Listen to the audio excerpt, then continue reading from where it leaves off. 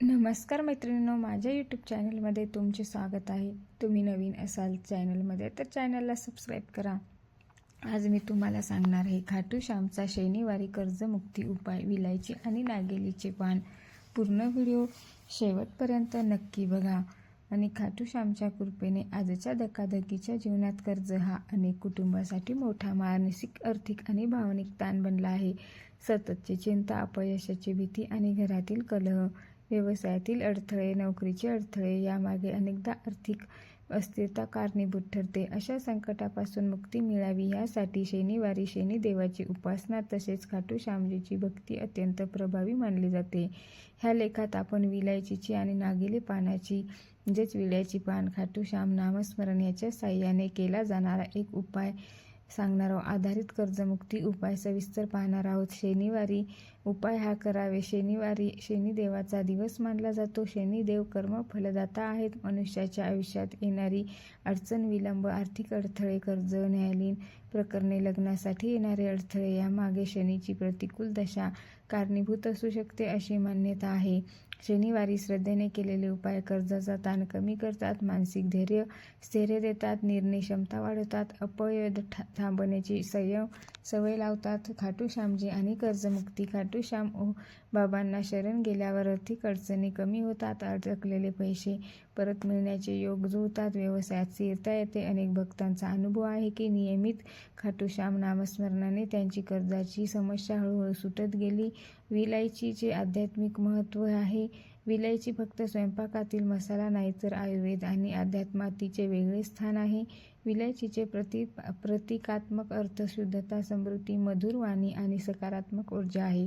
शनिवारी विलायचीचा उपाय केल्यास आर्थिक अडथळे कमी होतात, बोलण्याचा गोडवा येतो, ह्यामुळे व्यवहार सुधारतात, नकारात्मक विचार दूर होतात. आणि नागेली पानाचे महत्त्व.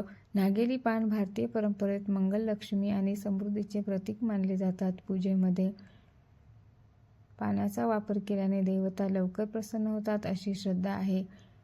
नागेली पान मनोकामना पूर्ण करण्यासाठी वापरले जाते, नकारात्मक शक्ती दूर करते, आर्थिक स्थैर्य वाढवते. आणि शनिवारी कर्जमुक्ती उपाय असा विधी बघूया. हा उपाय श्रद्धेने आणि सातत्याने केल्यास लाभदायक मानला जातो.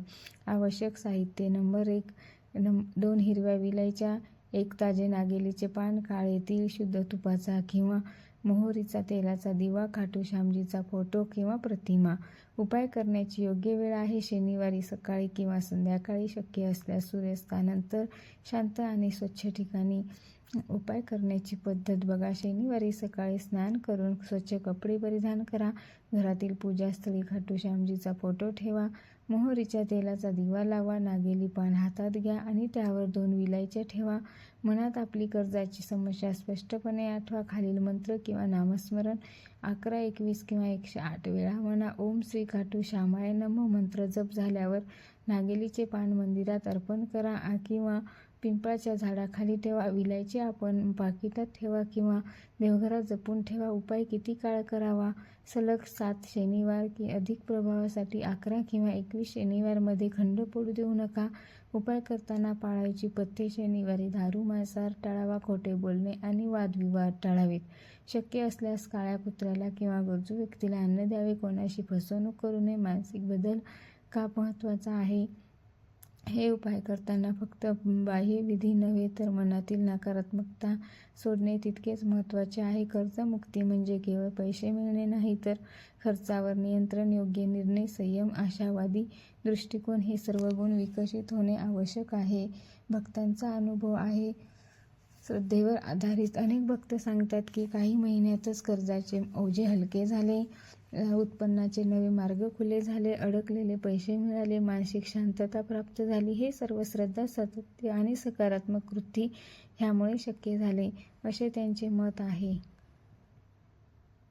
शनिवार कर्जमुक्ती उपाय हा कोणताही चमत्कार नसून श्रद्धा, संयम आणि आत्मविश्वास वाढवणारी साधना आहे. विलायची, नागेलीचे पान आणि खाटू श्यामजीचे नामस्मरण ह्यामुळे मन शांत होते आणि निर्णय क्षमता वाढते आणि योग्य संधी ओळखण्याची ताकद मिळते. देवावर विश्वास ठेवा, पण त्याचबरोबर मेहनत, प्रामाणिकपणा आणि शहाणपणा यांनाही तेवढेच महत्त्व द्या. कर्जमुक्ती हा प्रवास आहे आणि प्रत्येक प्रवासाची सुरुवात श्रद्धेनेच होते. जय श्री श्याम. जर तुम्हाला व्हिडिओ आवडला असेल तर लाईक, शेअर, सबस्क्राईब करा आणि कमेंटमध्ये लिहा जय श्री श्याम, जय श्री श्याम. धन्यवाद.